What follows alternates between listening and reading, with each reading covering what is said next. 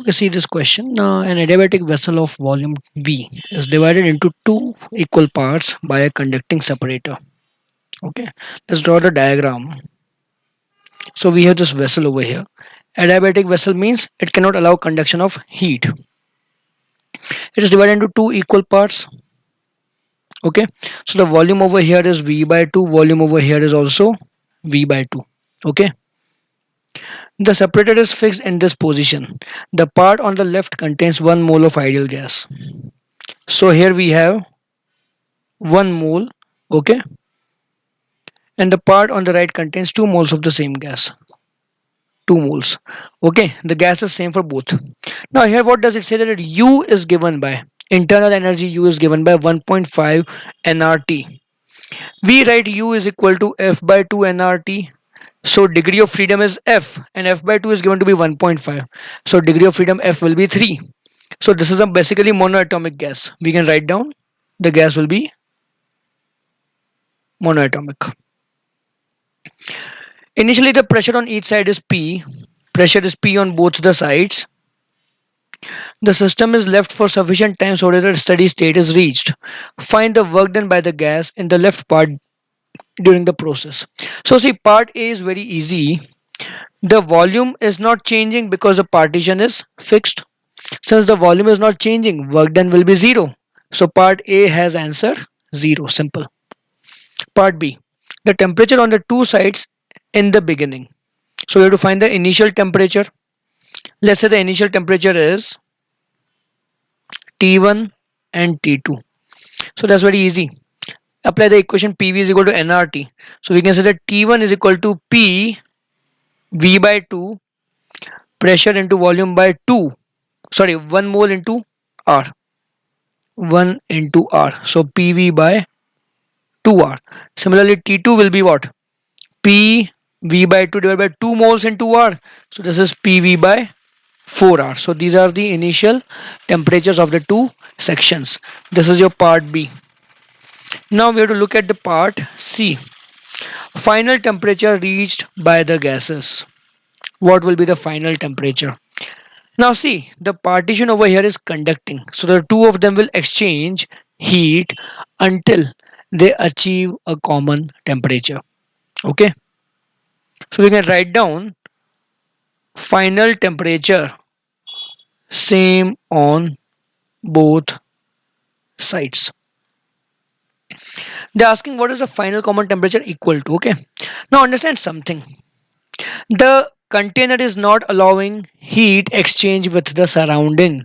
Also, since the container has fixed volume, work done is also 0. So we can say that delta U for system, that is both the gases combined, will be 0. Okay. So U total initially or and finally will be same. They will be constant. So initially what is U equal to? F by 2 for the left side, N1 RT1 plus F by 2 for the right side, N2 RT2 is equal to finally F by 2 N1 RT plus F by 2 N2 RT. Initial energy of the left, initial energy of the right section, final energy of the left section, final energy of the right section. Total initial energy equal to total final energy. So F by 2 will cancel out, R will cancel out. Okay. So we get N1 T1 plus N2 T2 equal to N1 plus N2 into T. Okay. Now N1 is 1 mole, N2 is 2 moles. T1 is PV by 2R, T2 is PV by 4R.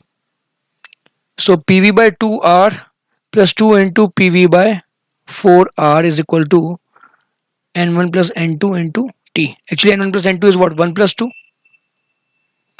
So T will be equal to PV by 3R. This will be the final temperature. Okay. Now let's come to the part D. Heat given to the gas in the right part. So how much heat is supplied to the gas in the right part? So that's very easy. Okay. So for the right side we can write down for RHS. Q is equal to what? Delta U plus W. Since work done is 0, volume is not changing. This is equal to delta U. So we can say that delta U will be what? U final minus U initial. So U final is what? F by 2 N2 R T2 minus U initial is F by 2 N2 R. Oh, final temperature is T, initial temperature is T2. Final temperature is T, initial temperature of the right side is T2. Correct? So T2 is PV by 4R and T is PV by 3R. So F by 2 means 3 by 2, N2 means 2, we take common, and R also we take common. T will be what? PV by 3R, T2 will be PV by 4R, right? Yeah, T2 is PV by 4R. So what do we get from here? So PV by 3 minus 4 minus 3, 1, 1, 1, 1, 1, 1. So PV by 4. This is the heat supplied. Okay. Now the question is asking the increase in internal energy of the gas in the left part. Okay. So see, that's very easy. They are exchanging heat only with each other. We just learned that the right LHS supplies Q amount of heat to the RHS. Work done is 0. So delta U is equal to Q plus W or Q minus W. Okay. And since W is 0, so delta U is equal to Q for RHS. Okay. So for LHS, it is actually losing heat to the RHS. So heat lost will be Q. So heat gained will be minus Q. Okay. So the change in internal energy of the LHS section will be minus Q. So that will be minus P by 4. Minus PV by 4. Got it? RHS is gaining heat. So heat gained is Q. LHS is losing heat equal to Q. So heat gained by LHS will be minus Q. So that is minus PV by 4. Okay.